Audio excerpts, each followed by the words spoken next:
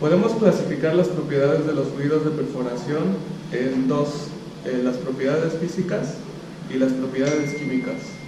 Dentro de las propiedades físicas tenemos la densidad, viscosidad, viscosidad plástica, punto sedente, esfuerzo gel, filtrado API, el potencial de hidrógeno, pH y porcentaje de arenas, sólidos y líquidos del lodo de perforación. Y dentro de las propiedades químicas podemos caracterizarla en tres principales propiedades: la dureza, el contenido de cloruros y la alcalinidad del fluido de perforación. Las propiedades físicas, una de mayor importancia es la densidad. Como todos sabemos, la densidad es la relación de la masa entre el volumen de una sustancia. En los fluidos de perforación la densidad juega un papel muy importante, ya que esta tiene el objetivo de mantener la presión hidrostática al momento de perforar. La densidad debe de ser ligeramente mayor a la presión de la formación. La viscosidad, como todos sabemos, la viscosidad es la resistencia interna de un fluido al movimiento. Los fluidos de perforación, por sus características, se comportan como un fluido no newtoniano, tixotrópico, que depende del tiempo, es decir, su viscosidad va a cambiar al paso del tiempo. Podemos clasificar la viscosidad en dos formas de medición: medidas absolutas y medidas relativas. En medidas relativas, el embudo de Marsh nos va a proporcionar esta medida. El embudo de Marsh compara la fluidez del lodo de perforación con la del agua. Esto se mide en segundos. El embudo de Marsh es ampliamente utilizado en la industria solo como una medida comparativa. En medidas absolutas tenemos la viscosidad plástica. La viscosidad plástica es el resultado de la fricción mecánica entre sólidos y líquidos, y líquidos. Esta va a depender del tamaño y de la forma de los sólidos presentes. Es indispensable controlar la viscosidad plástica, ya que esta juega un papel importante. Si tenemos una buena viscosidad plástica, vamos a tener un alto ROP y un buen comportamiento reológico. El punto sedente es la medida de fuerza de atracción entre las partículas bajo condiciones de flujo.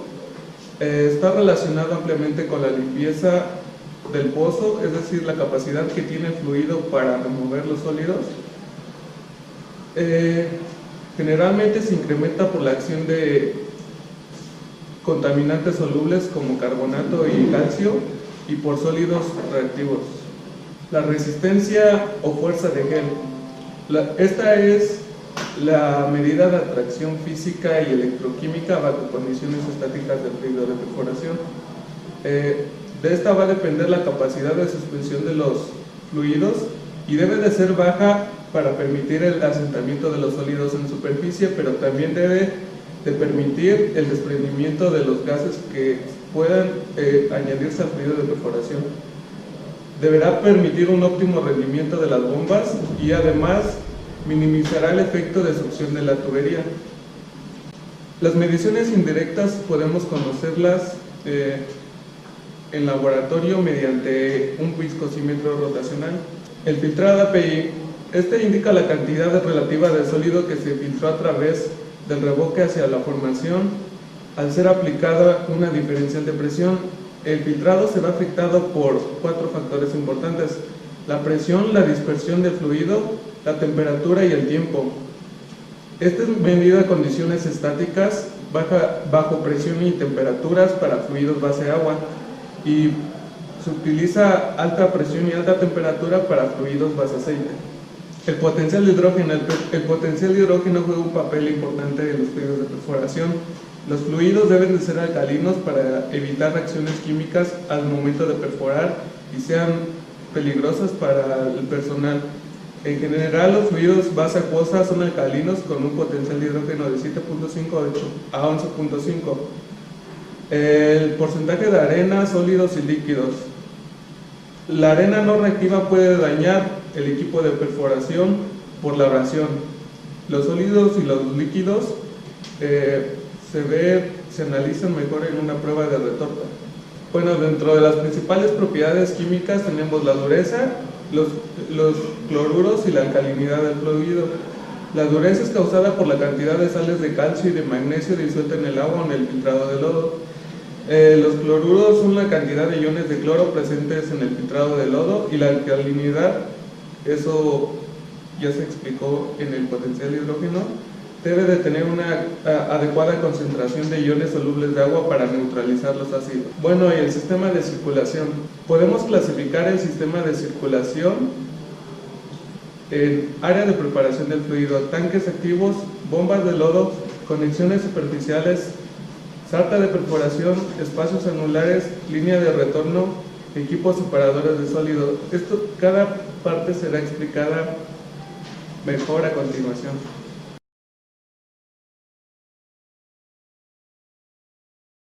Les voy a explicar a fondo lo que es el sistema de circulación. Este sistema está dividido en dos partes, lo que es la entrada de flujo al pozo y la salida de flujo. La entrada de flujo se compone de las presas de lodos, las bombas, lo que es el standpipe, la manguera flexible, el cuello de ganso y lo que es la unión giratoria.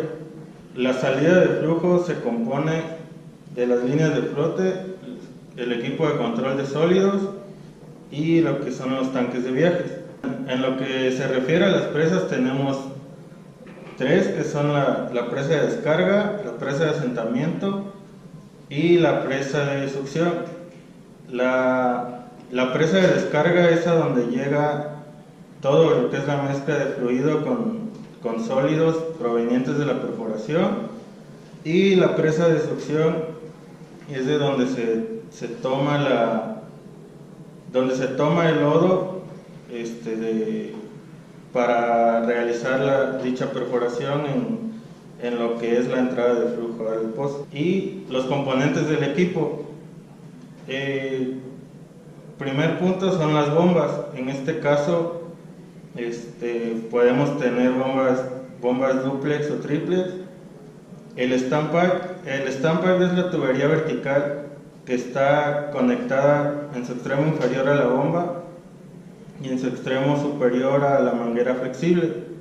La manguera flexible es la que está conectada a la unión giratoria a través de lo que es el cuello de ganso, que es llamado así por la forma que tiene y es la que permite el paso de flujo de la manguera a la unión, que igualmente está conectada al swivel, que es lo que nos da la rotación para nuestra sarta de perforación. Este es un esquema del sistema circulatorio. El primer punto son las presas de succión. En esta presa es donde se prepara el lodo a la densidad requerida para perforar. Posteriormente la bomba toma de esta presa el fluido y lo va a mandar hacia lo que es la sarta a través de las tuberías que mencioné, que es el standpipe, la manguera flexible, hasta llegar a la unión giratoria de lo que está por encima de la sarta. Todo el lodo viaja a través de la sarta hasta la barrena y va a ayudar a la barrena a perforar. Este mismo lodo se encarga de acarrear los recortes de superficie. Ahí es donde entra lo que es la salida de flujo, que este lodo con recortes pasa a través de la línea de flote y lleva a lo que es el equipo de control de sólidos, que son las temblorinas. Estas temblorinas están ubicadas en la presa de descarga, que como mencioné es a donde llega lo que es el lodo junto con recortes, y las temblorinas se encargan de eliminar todos esos recortes. Después de eliminar, los fluidos llegan a la presa de succión, donde se vuelve a preparar el lodo con los aditivos darle la densidad adecuada para volver a mandar este fluido a la perforación.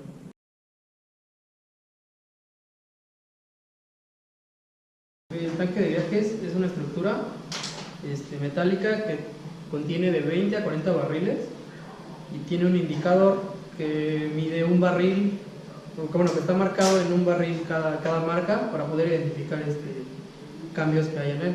El objetivo principal de este sistema es monitorear, mantener constantemente llenado el pozo, ya sea porque haya pérdidas o porque tengamos influjos en nuestro tanque, al igual que poder monitorear todos los cambios que tenga. Esta perforación. El tanque de viajes consta de lo que es el tanque, tiene un flotador y el indicador de viaje.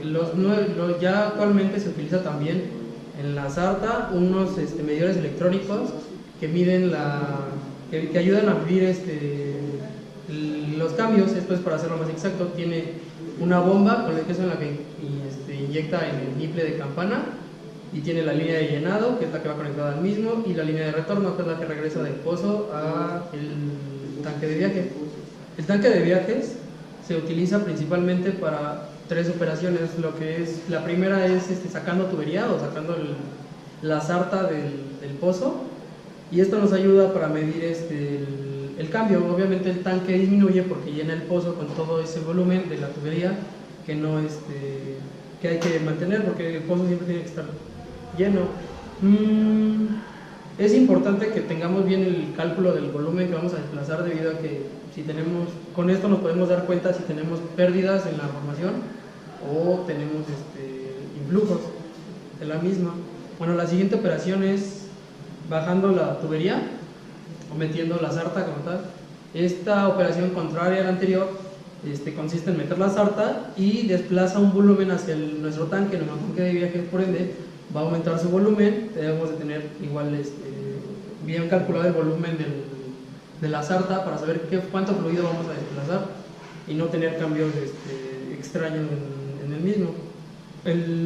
La siguiente operación es el chequeo de flujo. El chequeo de flujo consiste principalmente en detenerla, no mover la sarta, no subirla ni bajarla, y observar que el nivel del tanque de viaje se mantenga constante. Si el nivel, no debe de haber ninguna aportación ni ningún flujo hacia el pozo, para saber que no tenemos ningún problema. Esta operación pues se realiza para conocer si hay flujo o no, para saber si hay algún daño dentro del mismo pozo o si tenemos alguna pérdida en el sistema. Bueno, las principales utilidades del tanque de viaje son 2, que es proveer suficiente presión hidrostática y lo que es el indicador de arremetidas.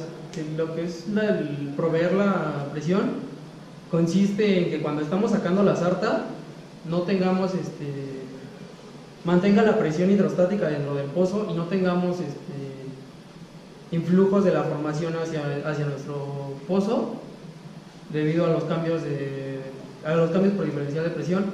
Este es principalmente una de las utilidades que tiene este tanque, mantenerlo constante y no ocasionar daños ni reventones como tal. El indicador de arremetidas consiste en cuando se está metiendo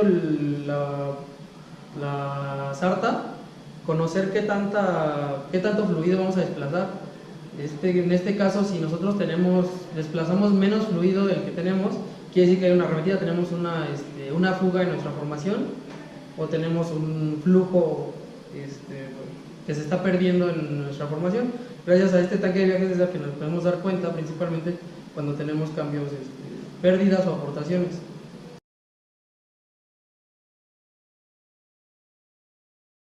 Bombas succionan el fluido de los tanques y lo circulan al fondo del pozo, fuera de la broca y de vuelta a la superficie. En trabajo de perforación se usa de 1 a 2 bombas a la vez, y se tiene, en caso de requerirla, una bomba en caso de emergencia. Se usan mayormente bombas triplex.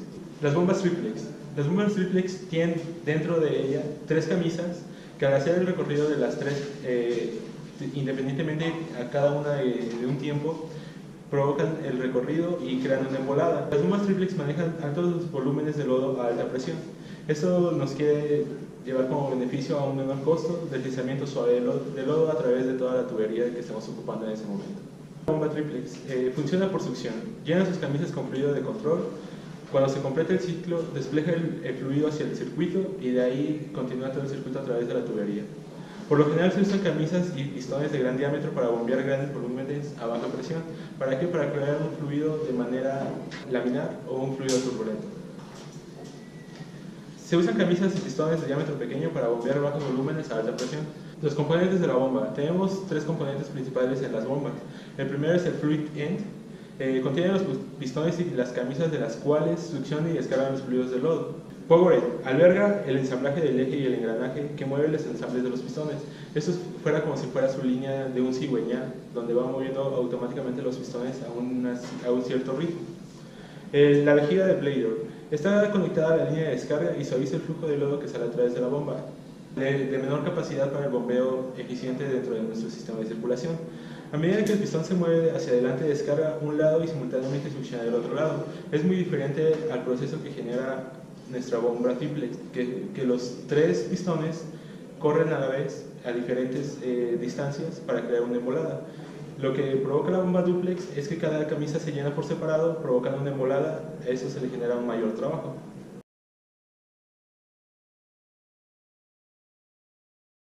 El sistema sintético ENCOR es un aceite de base oleafina isomerizada, el cual no contiene arcilla ni lignito organofílicos.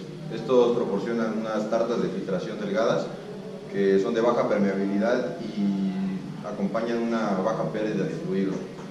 El gel posee unas nulas estructuras de gel debido a que contiene la arcilla y los lignitos.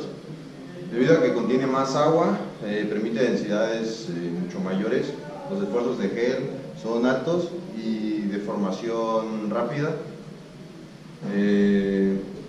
Contenido de sólidos, debido a su contenido de sólidos, a su frágil estructura de gel y a su relojía relativamente alta según el modelo de Bigman, su ROP es mucho mayor y su ventana operativa es más amplia en aguas profundas.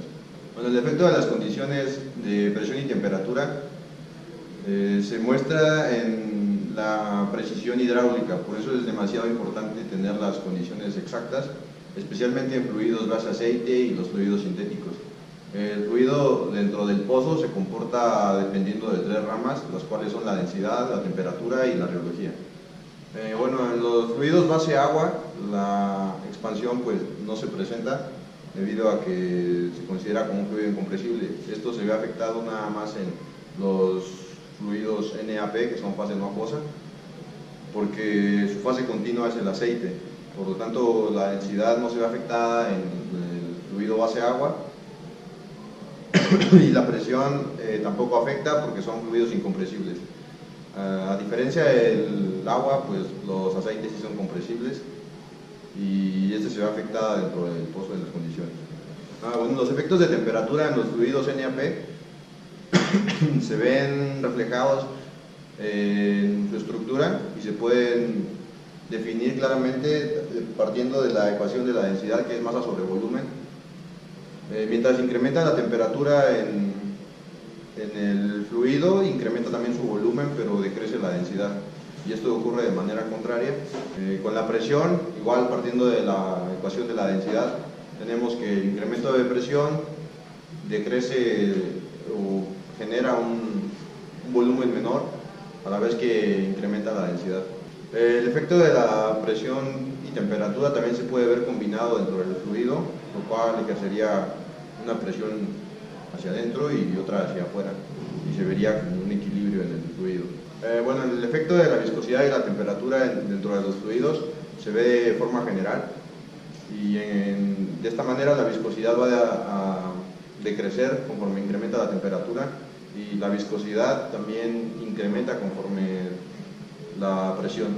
El efecto de la transferencia del calor se efectúa del cuerpo más caliente al cuerpo más frío, y esto va a ser ocasionado dependiendo de tres factores, los cuales van a ser las características intrínsecas del material, la tasa de transferencia determinada por la diferencia de temperatura y el tiempo de exposición de un factor.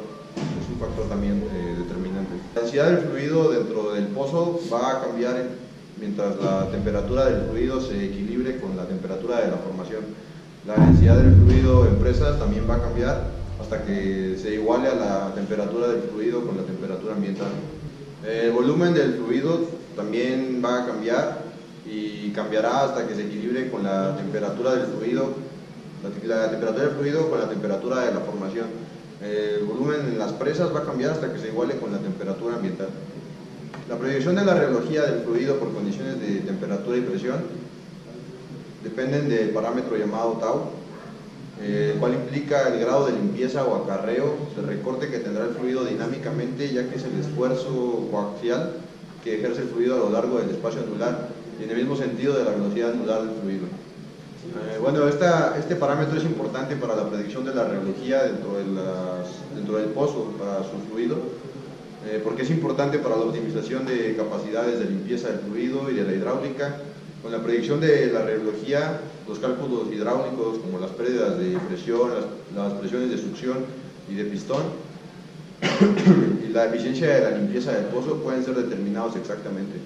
Esta exactitud de ser un valor crítico en secciones donde existen pequeñas diferenciales entre presiones y el poro y los gradientes de fractura de la formación. Bueno, se requieren de ciertas pruebas para determinar las características geológicas del fluido dentro del pozo. El procedimiento recomendado para predecir el comportamiento de los fluidos implica el uso de viscosímetros HT, HP, y los cuales son capaces de efectuar pruebas de temperaturas y presiones elevadas.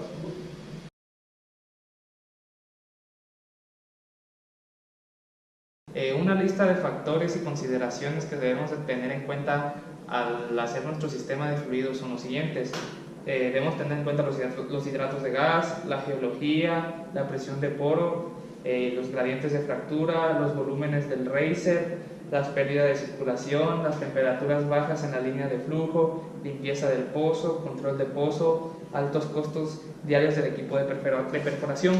Cuando un sistema de fluido se hizo para aguas profundas, debió haber sido evaluado todos estos factores que les acabo de mencionar para ver el impacto que iba a tener durante la perforación. Sistemas de lodos. En aguas profundas se han utilizado diversos sistemas de lodos, pero los sistemas de poliacrilamida parcialmente hidrolizado con 20% de sal son sin duda los sistemas base agua más utilizados. Los lodos sintéticos de baja viscosidad en la actualidad se están empezando a utilizar cada vez más. ¿Por qué? Porque tienen un mejor rendimiento durante la perforación y una mejor sustentabilidad del pozo. Estos lodos sintéticos son de alto costo, por lo que no se recomienda que se utilicen en zonas donde hay altas posibilidades de pérdida de circulación.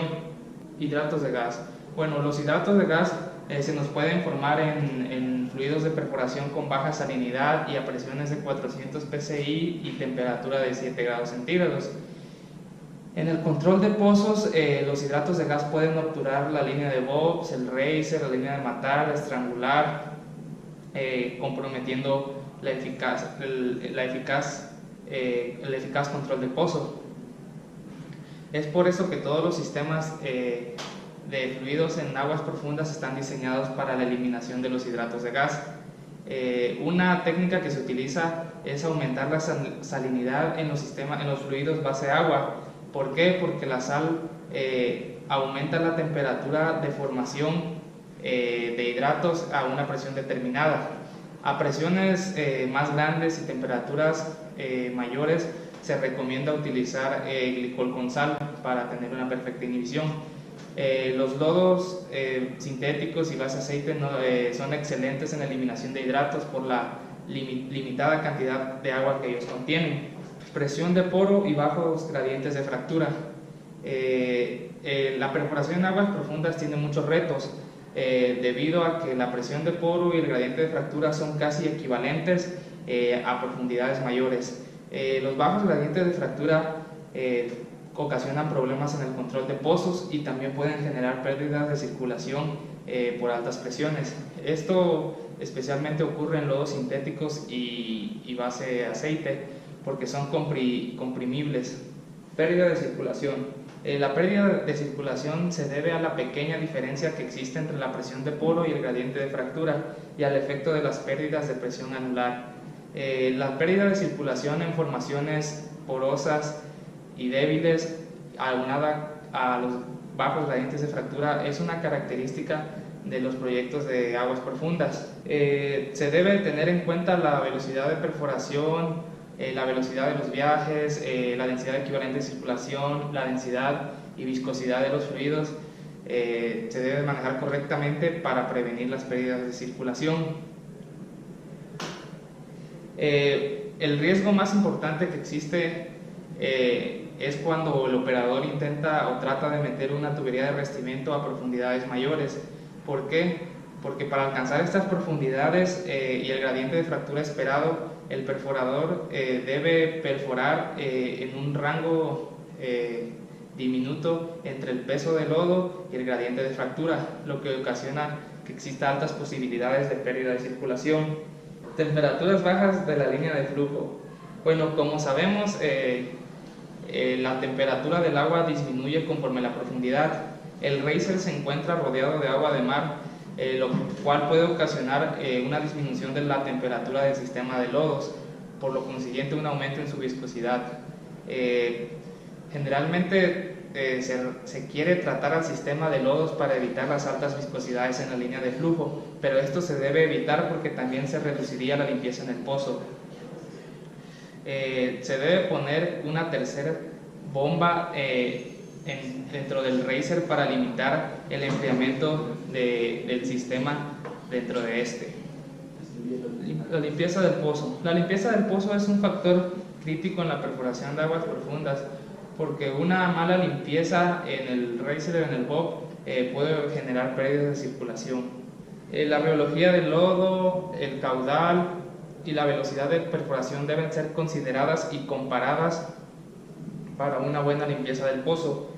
Altas densidades equivalentes de circulación podrían, por falta de la limpieza de pozo, aunado a gradientes de fractura bajos en ambientes de aguas profundas, son una fórmula perfecta para que se genere la pérdida de circulación. Las altas tasas de penetración y bajos caudales de gasto generan una cantidad de recortes mayor a la que el pozo puede extraer. Se debe de optimizar la rheología del fluido, controlar la tasa de perforación y aumentar el gasto para tener una limpieza efectiva en el pozo. ¿Por qué? Porque cuando se acumulan recortes en el bob o en el riser, este puede causar demoras muy costosas en la perforación, porque se deben de sacar el riser, el bob, limpiarlos y repararlos. Les voy a hablar de los altos costos que se generan en los equipos de perforación de aguas profundas. Como sabemos, el estar perforando en aguas profundas es muy costoso. Sin embargo, buscar un enfoque en donde se trate de disminuir los precios en el sistema de fluidos no siempre es lo mejor ni lo más conveniente. ¿Por qué? Porque podemos considerar un sistema de fluidos que nos ayude a reducir el tiempo que tenemos para lograr el objetivo sin importar el costo que éste tenga.